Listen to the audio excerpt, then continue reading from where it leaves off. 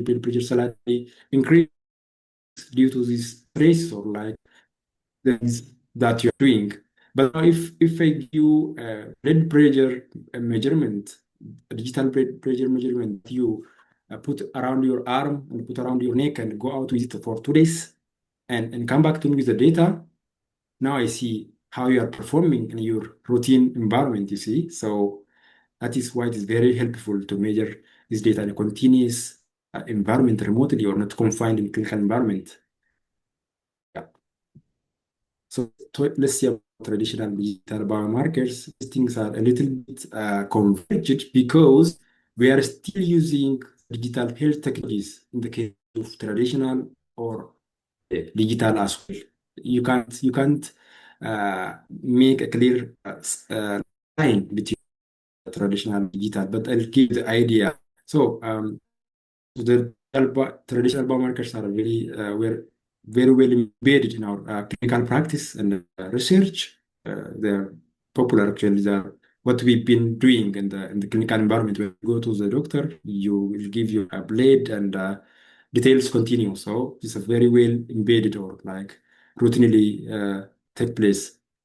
It is very much related to pathological event because you're going to look at your health when you feel sick, most cases. So that's also related to the pathological event, and it also less complex because you also focus on certain areas. The doctor will target the kind of disease you want to diagnose. Maybe if you'll tell your signs, right? I have this headache, I have that. So based on what you prescribed, what you said is to look for exact or locate the illness. So it has limitations of complexity and time. So, and it can be qualitative and quantitative in this regard. It is similar. It can be invasive. When we see invasive, it has to be drawn.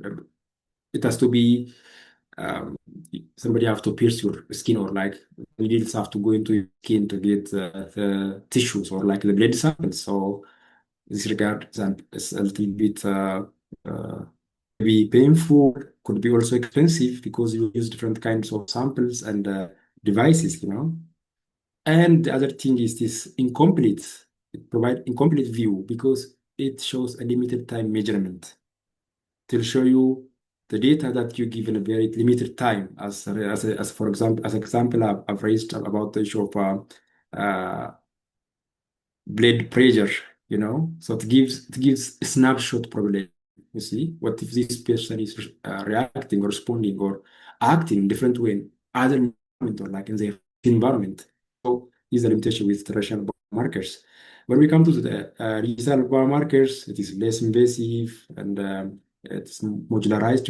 A lot of things are connected, maybe even cheaper because you can have your own things buy it and do it at home. Uh, in terms of the data or the measurement, it is both quantitative and quantitative.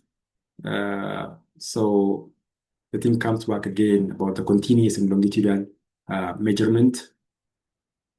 But the thing is now new. It's not well implemented into the clinical workflows and clinical settings. So the things need to be done on that. So also there is ease of use and low cost. So it is very far away from the pathological events because you do this different setting as well also to produce large and complex data, what we call big data to can reach the terms of big data. Then it also brings the challenge of analyzing this data because it requires computing, personnel. Many things have to be involved during the handling of this personal data, what we call data security, data storage, cybersecurity. Many things will be involved. So it will also have this difficulty aspect. Uh, let me give you something where these two things converge.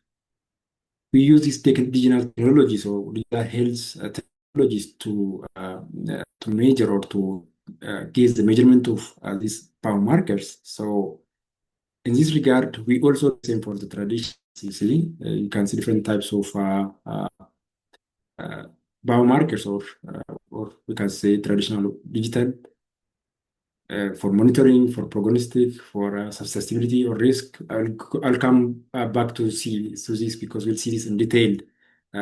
So while both of them share similar technologies, similar digital technologies, the difference is on the duration, like for how long are you recording this measurement, or for how long are you getting this physiological recording? No, so this is the difference, and also you could do this remotely. This makes it different from the known routinely traditional biomarkers. Now let's see the examples of the different kinds of biomarkers we are having. So let's see about this susceptibility or risk biomarker. This is, as you may know from the name, it just tells you the potential for developing a disease or medical conditions. An individual who doesn't have this kind of conditions, who doesn't apparently show this kind of conditions at the moment. So you will have this your parameters being recorded for a long time, then uh, or the parameter of interest actually, not all of them. So it will detect if something is going to develop or like you are in the risk of developing. So for example, breast cancer gene 1 and 2 can be used as a uh, as an identifier or susceptibility to a breast cancer. These two genes, if these two genes are found in your sample, so they detected, it shows you are at risk of developing breast cancers. And also, there are some studies which conducted, so cognitive change in health subject at risk of developing Alzheimer's disease using video game platform. This person has conducted this study. You can go and see by yourself. So it just identifies or uh, checks how uh, people have the risk of developing Alzheimer's disease from video game. Yeah, So this is what we call susceptibility or risk biomarker. Then we come to the diagnostic aspect, which is this is a very popular and very known one because we normally do this at the health facility. When we get sick, we go to the doctor. We order some kind of testing, like maybe urine test, yeah, blood sample test, or other tests. So this is you give some samples, or based on your samples, or based on the measurements that you give, not necessarily a sample. You could also give a measurement of some kind of physiological parameters. So this thing tells if you have this kind of disease or if you don't, like the COVID-19, you'll give your samples to the person who's doing the test, and then he tells you have this, you don't have this. So I'll not go to the details because these are the things that are conducted. You can check yourself. For example, here we have this person diagnosed ADHD, a very common disease in children, using Virgin's mix. You can see the details there, and by using that kind of technology, for example, in the case of convolutional neural network, these people have used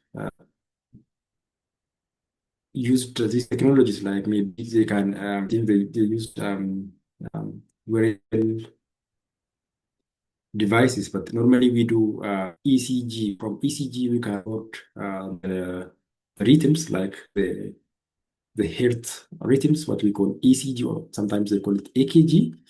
You get the recording from this, you will detect arrhythmia if there is some kind of mismatch in our heart beats rhythms. So this is what we call diagnostic biomarker. Then there is what we call monitoring. Monitoring.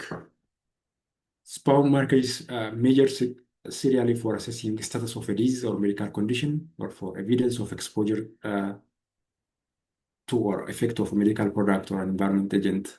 So this thing monitors the status of a disease. Like if a person is diagnosed with TB, for example, this has to be monitored for a long time about the progression of the disease. They will be sometimes be isolated in a separate room in a separate facility where they will be monitored for a long time and until while they're taking their medication. Yeah, so the doctor or the person responsible for the handling the facility will see how the person is responding to the medication. How is it improving? Is it going down over the time? And if the person get improved, he has the opportunity to be withdrawn or get out of the facility. So this person conducted research, monitors sign of Parkinson disease using smartphone-based measurements. So this is about monitoring, as I told you, over the long time.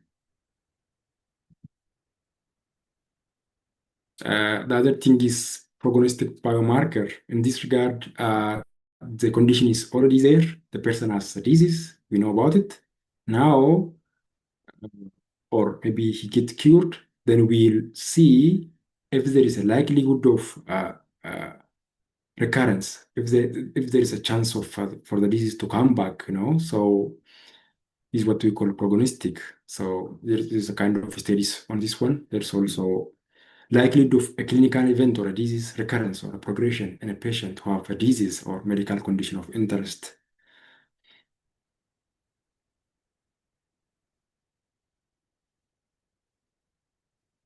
So let's go further. And the next one is about predictive biomarker. This one is very interesting. We're talking about now. Uh, it's a little bit similar to the thing about susceptibility or risk, but this one is like it's predicting something. Maybe it's not about the risk. It's not only about the risk. It could be about a favorable condition. Yeah, maybe it's telling you, right. It's predicting. Maybe you get rid of your illness, your pain after some time. So this is it used to identify individuals who are more likely than similar individuals without the biomarkers to experience favorable or unfavorable effect from exposure to medical product or environmental agent.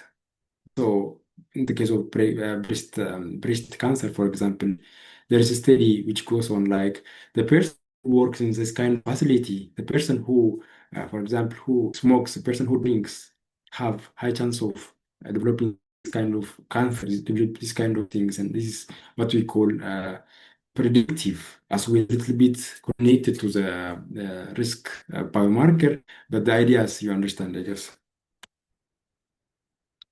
And other key area is in the area of pharmacy or the area of pharmacodynamics, where we take medications and our bodies are responding to the medications. So this one is used to show a biological response after the person is exposed to the medication. After, as I already said about the TB conditions, the person is already exposed to the medication. So we'll see how he's responding to this kind of medications. So maybe the next thing, the blood pressure may be used as a pharmacodynamics or response biomarker when evaluating patients with hypertension to assess response to hypertensive agent or sodium restrictions. Yeah. So these are the 6, 7 different types of examples of biomarkers, or you can expand this into different areas, or anything you have can be fall under these different types of biomarkers. So let's see the challenges we are having in adopting digital biomarkers. So the challenges that are currently existing are semantics. For example, there's a lack of standardization in the word choice because it is a new subject. The standard has to be made on the terms, on the words we use because different individuals, different groups, different countries use these terms or like this the terms or the measurement is. So to be it has to be standardized. The other areas about data standardization,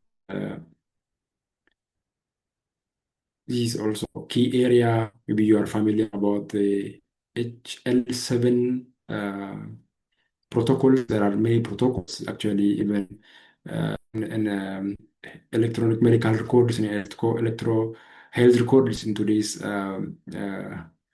facilities, hospitals that encourage or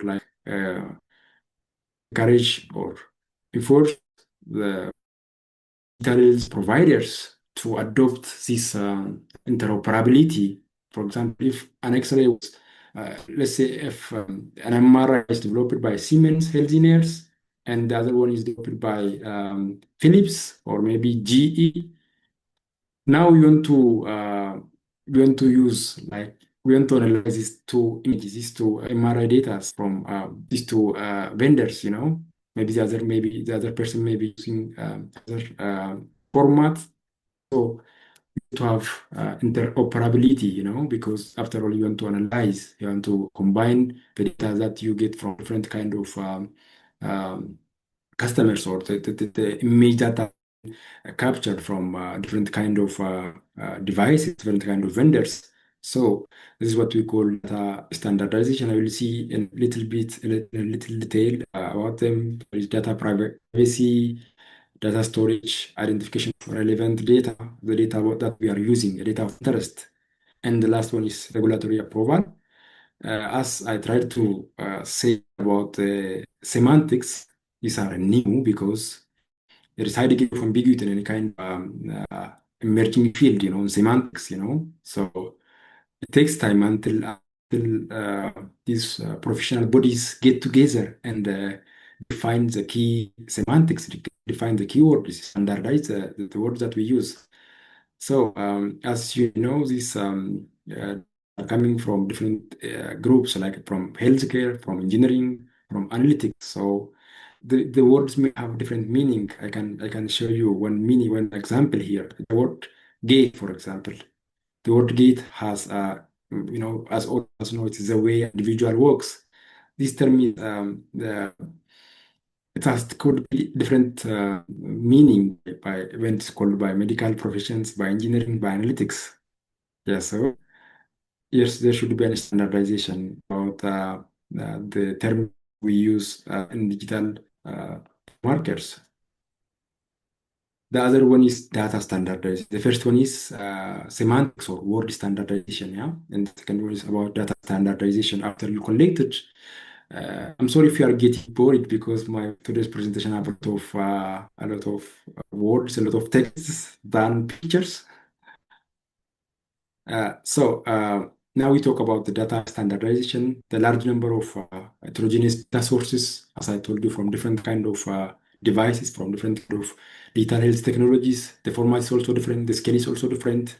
So we are collecting all these things, and as you see, the landscape, the data landscape, and digital biomarkers is very huge, very wide, other than the traditional. So we have these groups, these three groups, example, are interested in digital biomarkers or who are users of these technologies. The first one is the casual person, or uh, the person who have intuitions, like who have curiosity, a fitness-based individual who like to run and track their own wellness, track their own running, track their own sleep. So this one is mainly by the healthier section of the population, So, but it provide high data, like consist largest number of individual, and the data is very huge, but it's least the reliability goes down. It also has high risk of data breach because it will be used by individual, and people are not so responsible or not so committed to do so because this theirs, or they don't have any regulations, regulatory um, compliances, So other areas are the commercial-based group. They use for commercial purpose. Like as I say, the fitness coaching is a little bit different from the previous one. And the sports and athletes, for example, to make a decision and to improve in sport, for example, in football, in athletics, they use this maybe commercially available technologies to measure these different kind of digital biomarkers. The third groups are the regulatory clinical trial group. Here is where it is very rigorous It has to follow a very rigorous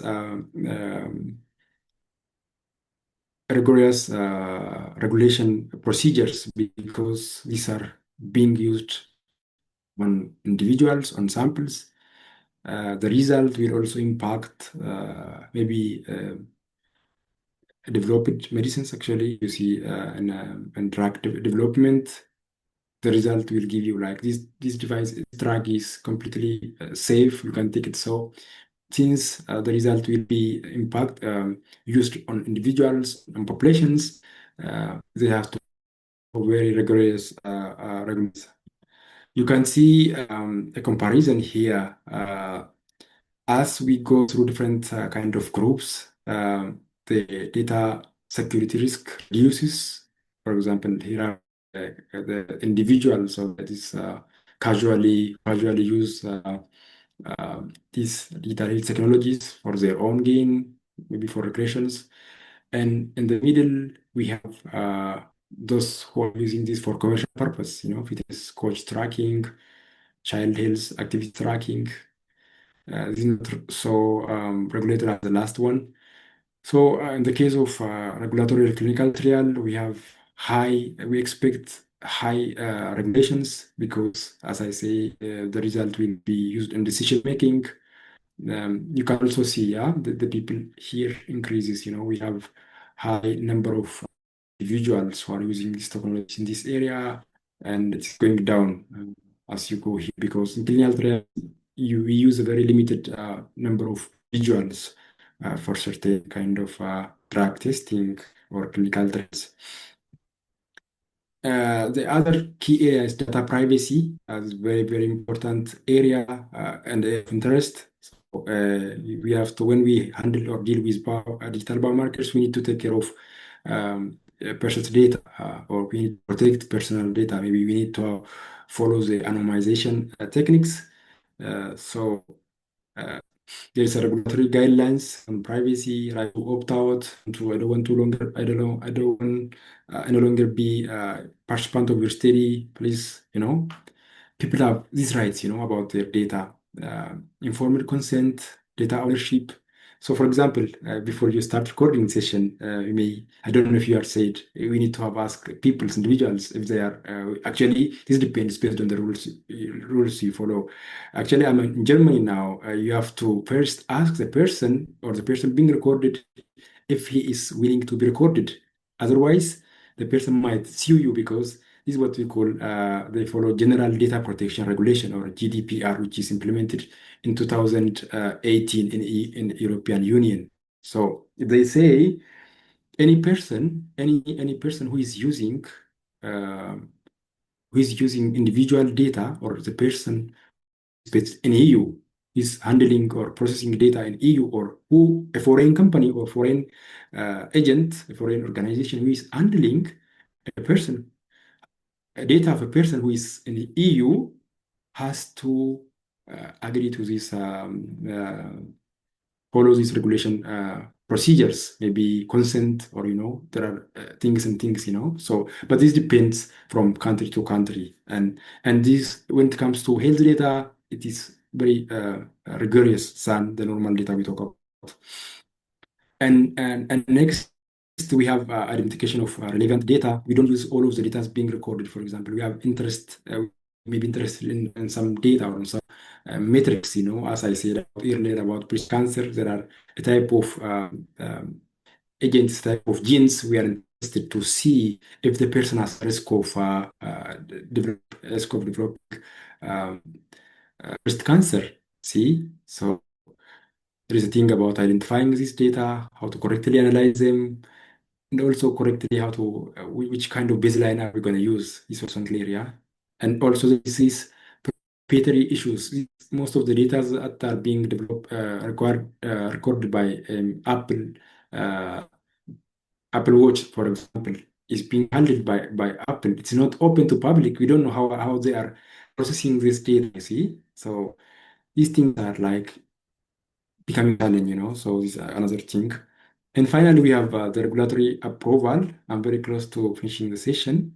So the regulatory aspect is also the area, as I said, it's very concerning in terms of biomarkers also, because biomarkers are a little bit wide.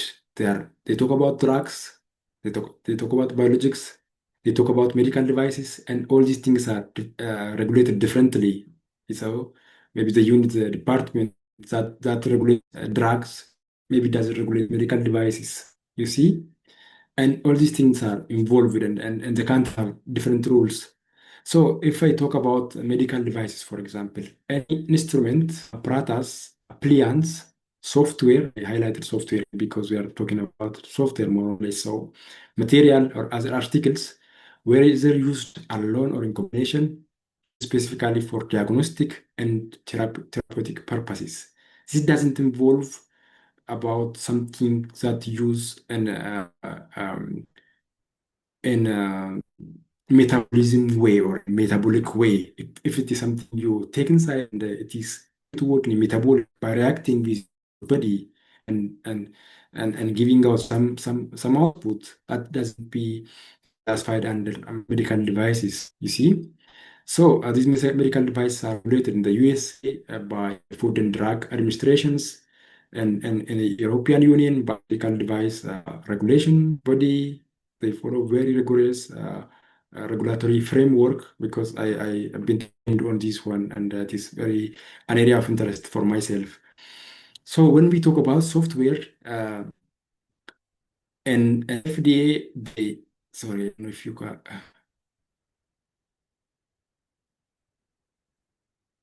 Oh, sorry. In FDA or Food and Drug Administration, do you see all software that are used with medical device or maybe in the apps, software in medical devices? In the EU, we have software as medical devices. If for example, your product is classified software as medical device, it has to follow the rigorous regulatory aspect or regulatory work pass through of medical devices from defining the intended purpose, for example. You start from the intended purpose. This thing is needed for everything starts from there because we expect your solutions or your product to work according to the intended purpose. So from there, you follow, you see your input, you identify your requirements, you test what is coming in, what is coming out. This thing has to be validated and verified, in a very different cases. So it's very rigorous regulatory framework, and this also has to come into consideration when we talk about digital biomarkers. Let me give you an example of a marker that normally used in Apple Watch or in many wearables. We use this to detect atrial fibrillation. Atrial fibrillation is the upper part of our heart. The rhythm, the way it beats, is not in rhythm, like maybe it's doing something differently than expected. So we we use for example, I'm showing you the modular base based chart or workflow. Here we have 5 products here, and these products have their own operating system. And the first thing they do is they collect the data using their sensors. They have kind of sensors, as we know, and in the case of Xiaomi, uh, we watch, we have Xiaomi heart rate sensor and data processing.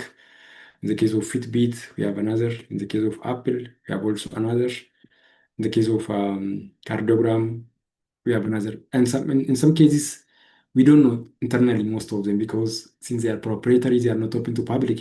So after having the data, this goes to the algorithms. Actually, the previous definition of biomarker includes algorithm. Even after collected these measurements or these characteristics, you are going to draw some knowledge, some output from this. So they used to define it with connecting with algorithms because after all, these measurements have to go through the algorithm and it needs to give you some insight at the end.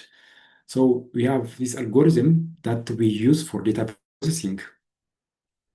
And then after your data is processed, maybe there is what we call filtering. You remove what you don't need, or you only focus on the area of on your area of interest. Maybe you need to remove noises. Maybe you need to maybe you need to let me be so quick. Maybe you need to do a lot of filtering. Finally, you have data. Then after that, you will have your output. You will use another algorithm now to drive some insights. And finally, it will gives you some output in your interface in your mobile app or your Apple Watch. So we talk about the benefits more or less because they talk about the different kinds of biomarkers in the case of digital biomarkers examples. We talk about them as they are being used as uh, identifying risk or susceptibility, monitoring, as diagnostic uh, areas. So one of the key areas is used for continuous and real-time data. For a long time you have your Apple Watch attached to your hand. So throughout the day, you can just continuously monitor data, this real-time data, and it will have an opportunity or benefits in the area of early detection of disease or like changing disease as well. It also give you personalized and contextual insights, more efficient and decentralized clinical trials is very important because when we do the clinical trials, we don't need to travel very far away, or we can coordinate different sites together, using this thing because we are receiving the data remotely. So it gives us better long-term monitoring and patient care. It also increases diagnostic and therapeutic precision. One, because it is giving you the whole picture, like it is giving you the data while the person is doing his routine activities, So as a result, being stressed and come to the doctor's office and his heartbeat is beating a bit faster because of maybe he has to walk, he has to rush, or maybe he's a little bit stressed to expect to see what is going on in his life. In this area, it has a potential uh, uh, a very accurate or uh, not a snapshot, but the whole. Yeah, I thank you so much. Because of the time, I will not go further. These are the references that I used, and if you are also interested in more, you can get back to me. And that is about my presentation today. If I take longer time, apologize, and you are welcome to ask your questions. Okay, thank you so much, Negasa. We have learned a lot. I myself, I think my book was about to fill up, and I know people on call have a lot of questions. I will give a few opportunity to unmute something, or if you cannot, you can just type your question in the chat space. Do you have anyone that wants to pose a question to Negasa? Know we have had a lot to unpack, and you could be having questions from.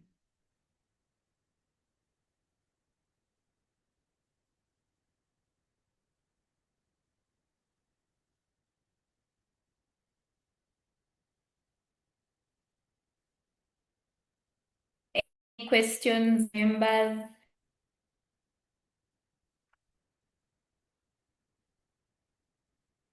Okay, I guess none, but thank you so much. The good thing you've unpacked for us a lot, and we have seen the gaps and opportunities that we can take on.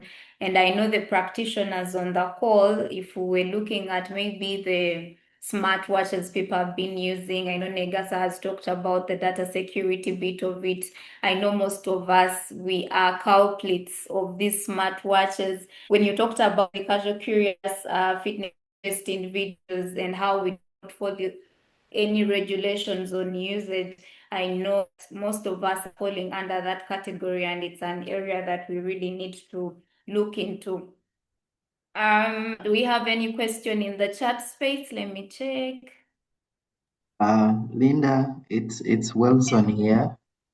Okay, Thank you so okay. much, for that wonderful presentation. It's really very enlightening. Yeah, I just had one question.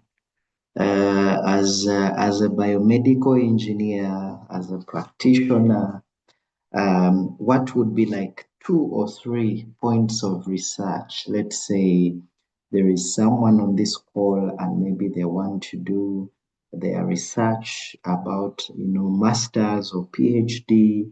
Would you advise them maybe to think about this area, given the challenges that you've highlighted, even when we see the benefits that really are very many? So that is my question. Thank you so much.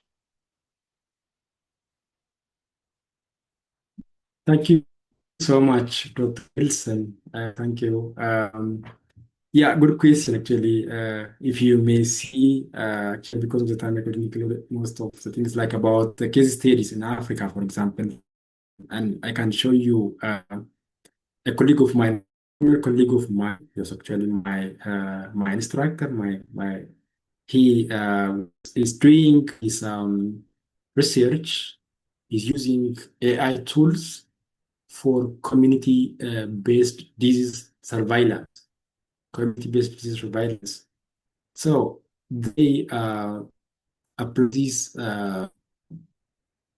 technology into the ground roots, ground level to the health care, the health. We have in Ethiopia we have this before the healthcare we have health units like these individuals who go to the rural area and visit the individuals or visit households. These are just where is the health centers.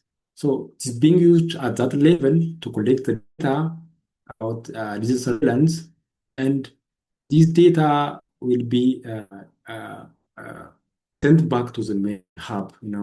Then they have uh, um, they have the opportunity to lively view the actual conditions, like what is going on, what is there, what is this. So we can use medical digital markers and disease surveillance in the community, especially with increase the use of smartphones and AI, which actually used us to do the analysis. So we can start from there to report the case and do so and so. But the challenge is like we have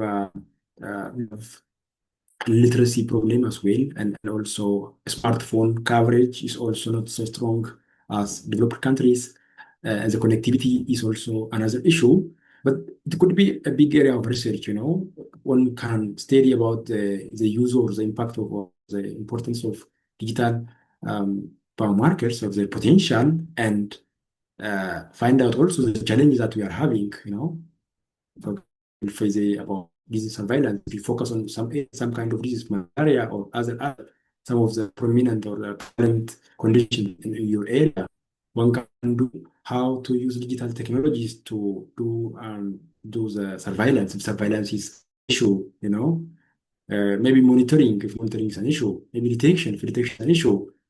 A colleague of mine, when we were studying in Uganda, developed a tool to analyze a calf, just from patient calf on recorded on phone actually, and just simple smartphone that daily, and he analyzed these calf sounds and compared to back that he has already with the use of convolutional neural network, which help him to detect conditions. He can use for detect, with increased availability and computing technologies like NVIDIA or other tools that provides AI, AI frameworks, deep learning frameworks. We can use these data and draw insight out of, and this is one of the area, and the other area could be about data privacy. And we need to have a policy as a country. We need to have a policy as a continent, about the data privacy, about the regulations, uh, about the things that we speak, and it's a new area, and it brings also very big opportunity. One can propose something at Africa ADC or Africa Youth Health uh, units, So that's what I want to say. Maybe I don't know if I answered questions correctly. Yes, yes, yes. Thank you so much. I think that's very amazing. And yeah, yeah, thank you so much. Over to you. Yeah. Okay. Thank you for answering that very well. I know the students on call, if you've been looking for the research topic, I know this has been an opportunity for you to pick up some gaps that you can be looking at. So I know that we've unpacked a lot, but you could be having some more questions and you would want to reach out to us after this. I've put an email address in the chat space. You can reach out to us at info@afri.org, or also check out our website. The link is in the chat space. Thank you so much once again for joining. We are having these sessions every month, so I do implore you all to always register for them, your students, whether you're researchers, whether you're IT gurus, whether you're clinicians. We just welcome you. We'll be having more of such topics that will be helpful in your different careers in whatever you're doing. Once again, thank you so much, Negasa. Thank you so much for coming on board and teaching us a lot. From now on, we know that we are in a world where we want to move away from being reactive to everything.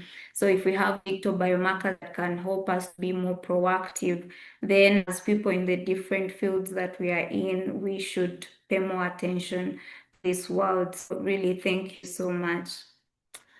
With that said, I believe there is no any other comment. Maybe I'll give a minute our founder, Dr. Wilson, a word or two, and then we can close this off. Thank you. Wow, thank you. Thank you so much, Linda. Those of you that are seeing Negasa for the first time, he was our student at MUST, and he's part of the Afili community, and we are grateful. Negasa, wish you all the best in Germany and also in Ethiopia. To the attendants, thank you so much. Thank you so much for being here. And knowledge acquisition is very important. So we have this, of course, as Linda mentioned, at Affili, we believe that we can come up with a community of practice where we can get like-minded people, researchers, students, to learn, especially these topics that probably are not covered in class. We have, like Linda said, we run this every month. We also have the African Doctoral Health Forum, Doctoral Forum for Digital Health Researchers that we also run every month. So we have another session. Now this one will be for doctoral students to present the work. We have two, I think one from Uganda and another one from Ethiopia. I think Ethiopia is a very great place. Yeah, so we invite you then on 28th, and then we'll have another of these training sessions in May. Thank you so much to our facilitator. We want to thank you. Thank you so much. Thank you for accepting. He's a very busy man, but he has accepted to be here with us. We are grateful, and it's great to see you after some 5 or 6 years. Yeah, Yeah, very long time, actually. yeah, Thank you yeah. so much for inviting me. It's really, really pleasure to be connected with you guys. Indeed, indeed, indeed. Yeah, so we are grateful. And to our dear moderator, Linda, thank you so much for making this a success. Those of you, I've seen my friends, Dr. Bob. We have Bob on the call. We have Vincent, Fiona, Frank, Innocent, Joshua, Eric, yes, Jemima. And yes, and every one of us, thank you so much for being here. And we know that there is a lot that we've learned. All right. So, without your welcome, this is what we have committed to doing, to do capacity building. And he mentioned a very important point, I think of data. Of course, this is individual data. We are asking your permission, everyone on this call, but we'll put a disclaimer to make sure that because we record this so that we can always be sharing with them to a wider audience so that they can benefit. For us, we believe that of course we can have this as many people benefit from this. So we will have this recording available, and then also so that you can learn and listen to more questions. And then also, if you have any question, you can ask.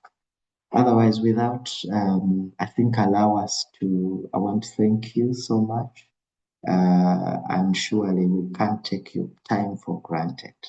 Yeah, so see you, those of you that can, on 28th. We shall have two PhD students that will be presenting, and then we will continue sharing more of these training opportunities. All right. Thank you so much. Bye bye. Yeah. Bye for now. All right. Thank you.